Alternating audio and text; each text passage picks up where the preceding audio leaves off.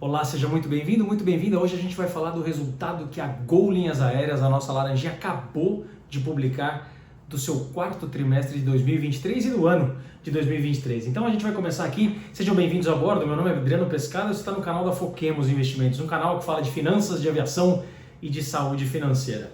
A gente começa essa apresentação da Gol e todo mundo sempre começa a apresentação mostrando o que tem de melhor no slide principal. Então a gente vai mostrar para vocês aqui no primeiro slide que eles mostram os principais índices financeiros da Gol. Na comparação do quarto trimestre de 2023 com 2022, a gente tem ali aumento de receita. Mais uma vez eles bateram recorde de receita, já tinham feito isso no trimestre passado, fizeram agora de novo no quarto trimestre. O custo da empresa diminuiu um pouquinho, teve queda no combustível também, então isso ajudou. Aumentou a margem da empresa, né? Então a empresa tem um lucro ali maior na sua margem operacional em relação a 2022. E outro número muito bacana que aumentou a sua taxa de ocupação acima de 80%, depois nós vamos mostrar no detalhe. Começou bacana, né? A gente vê aqui boas notícias, um bom trabalho realizado ali no quarto trimestre, como a Gol vinha apresentando realmente em 2023. A gente vai falar agora algo que não apareceu nessa apresentação, aparece só no balanço. Eles receberam 5 MAX 737 MAX 8 no quarto trimestre e devolveram 6 737 mais antigos. Vamos passar agora para a parte de índices financeiros, né? E a parte de índices financeiros a gente destaca aqui que a empresa teve realmente menos oferta. Isso ainda não está pegando o pós-Chapter 11, que é em janeiro, né? Então isso aqui pega até o final de dezembro, então a Gol apresenta aproximadamente 5% a menos de oferta e a gente está de olho nisso, né? Porque é um fator de preocupação para a gente ver como que ela vai fazer agora no ano de 2024. Mas por aqui, no quarto trimestre, está tudo bem, não é uma queda tão forte. A gente teve aqui, nesses dados, dá para ver uma ocupação muito bacana, né? Então a Gol sai de 80% para 84% de ocupação. O RASK aqui embaixo, o RASK e o CASK, um é a parte de receita da empresa e outra de custo. Então a receita aumentou e o custo diminuiu. Que beleza! O que acontece com o EBITDA, que é esse daqui de baixo, e com a margem? Aumentam também, porque a empresa acaba tendo mais lucro, né? Porque teve mais receita custando e com um custo menor. Então são indicadores aí financeiros muito positivos. Quero trazer para você agora a parte de indicadores operacionais da Gol. A gente tem aqui nesse slide dois destaques. O primeiro da frota operacional, aqui ele aparece só como um número isolado, como 101 aeronaves. Esse número é menor do que no trimestre anterior, ele não aparece. Está ali só no rodapé da apresentação. A Gol diminuiu o número de aeronaves na sua frota operacional de 108 para 101.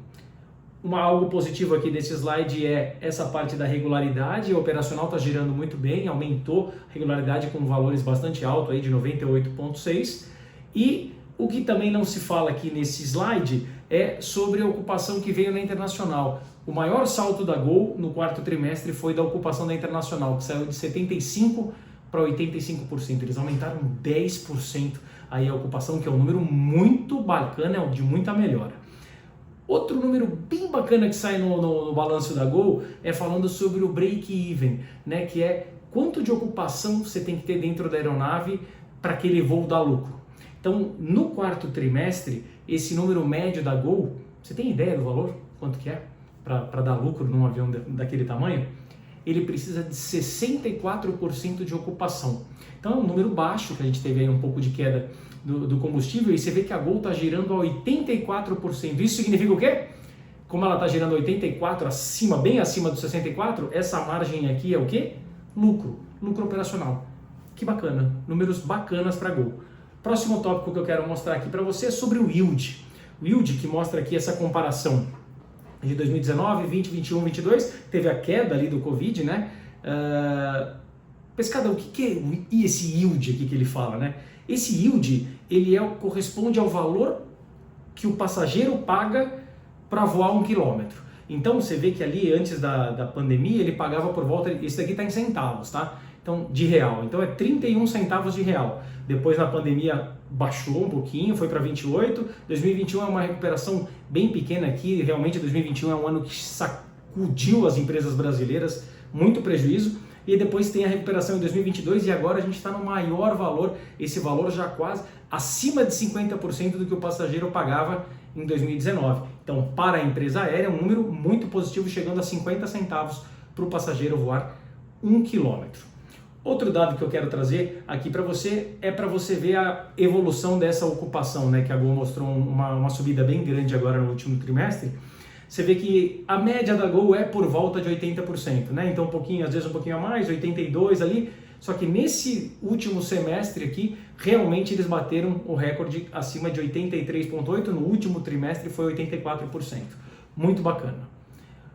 Outro dado que eles comentam e que é interessante a gente trazer para você é esse quadro aqui de utilização das aeronaves. Então você vê que no final do ano retrasado, em 22, a Gol estava utilizando um pouco mais de 11 horas por dia ali cada aeronave. Esse número caiu no segundo trimestre, né, de 2023, que é também por sazonalidade, você voa menos, né, então o avião voando 10,8, e aí no final do ano realmente retomou e voando quase 12 horas por dia, mais um dado positivo do balanço da Gol.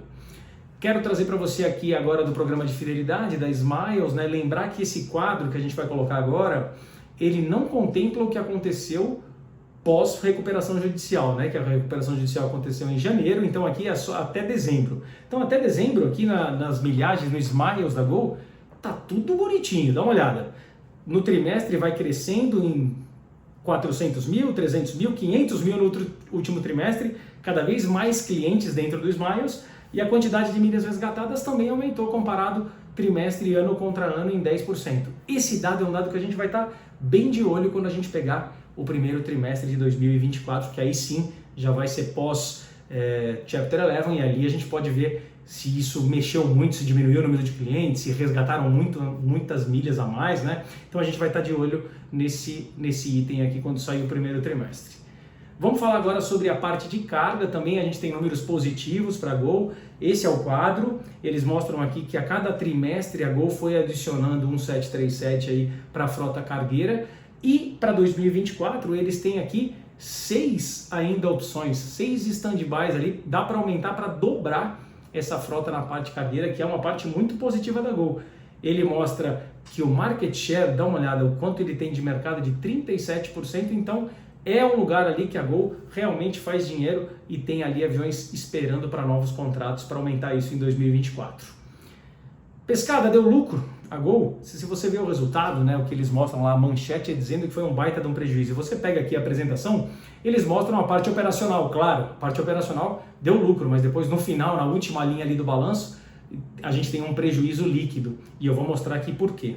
Então, você olhando aqui, ó, a gente teve realmente um aumento de receita de 7%, aumentou os earnings, o ganho dela antes de pagar imposto, e depreciação e amortização. Então você vê um aumento ali de margem, né? E depois a gente vai entender que através de instrumentos de derivativos do mercado financeiro, e a hora que passa a dívida, esse número despencou para 1,1 bilhões de prejuízo, o que sofre muito aí a companhia aérea. Primeiro a gente vai mostrar agora o fluxo de caixa, né, que também são números bastante importantes para a gente entender o que está acontecendo com o dinheiro, que a empresa começa o terceiro TRI de 23 ali com quase 1 bilhão em caixa e fecha o ano com 782. Então esse é o vai e vem aqui das entradas e saídas de dinheiro no balanço da Gol. Então a parte operacional foi ali um pouquinho positivo, você vê que tem investimentos da empresa, mas o que sai ali, o vermelhão grande, é o pagamento ali dos lessores, né, de utilização dos aviões, e a parte de juros e despesa financeira, que é nada mais do que pagar os juros de dívida, que são valores enormes. Então a Gol fecha o ano ali com 782 milhões de reais em caixa. E a gente comentou já do que judia mesmo da companhia aérea, que é a parte de dívida, o número que também não aparece aí na apresentação, mas está lá nos números pequenos do balanço, mostra que a taxa média do que a Gol deve em reais é de 17,3%. Você vê que a taxa de juros do Brasil agora já caiu para 10% e a Gol está pagando 17 em reais de dívida.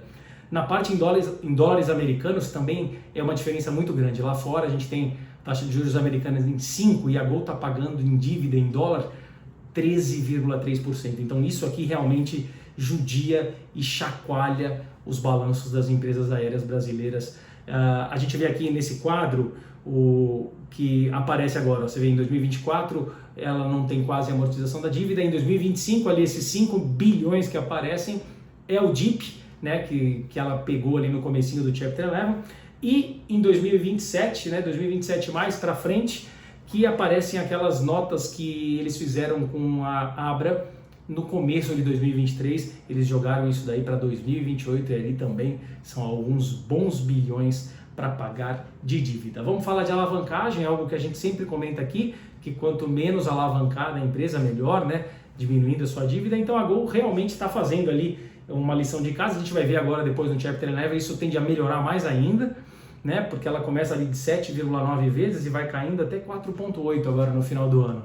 Então isso no Chapter 11 vai ser algo que também a gente vai trazer para você aqui e que isso certamente vai ter uma diminuição, o que é positivo para a empresa. Último dado que eu quero trazer é sobre a frota. Né? A frota, eles apresentam esse quadro para a gente. A Gol finaliza o ano com 141 aeronaves, ela tinha 146 no ano retrasado, né? Então você tem 5 aviões a menos. Um dado que a gente pega em que eles comentaram na apresentação é que a Gol tem 101 pedidos firmes de compra, né, de avião de Boeing 737 MAX, sendo 64 do MAX 8 e 37 do MAX 10. Então assim, você vê aqui pela evolução realmente os NGs, né, os 737-800 e os 700 são os que estão saindo da frota e está vindo, né, os aviões, o cargueiro e o MAX 8 que são os que eles estão aumentando realmente a frota. Pescada, como que o mercado financeiro viu esse balanço da Gol? Né? Como é que ficaram as ações da Gol no último dia do mês, né? Dia 28 de março, quando eles divulgaram o balanço? Está aqui a reação, o gráfico. O mercado financeiro não se emocionou. Ele nem se mexeu. Praticamente aqui é uma queda de 1%, né, no valor das ações, que é uma queda normal para qualquer empresa do mercado. Então não foi realmente por conta do balanço que o mercado fez isso. Então o mercado meio que já esperava esses números que a Gol publicou. Vamos falar rapidamente agora de novidades do Chapter 11.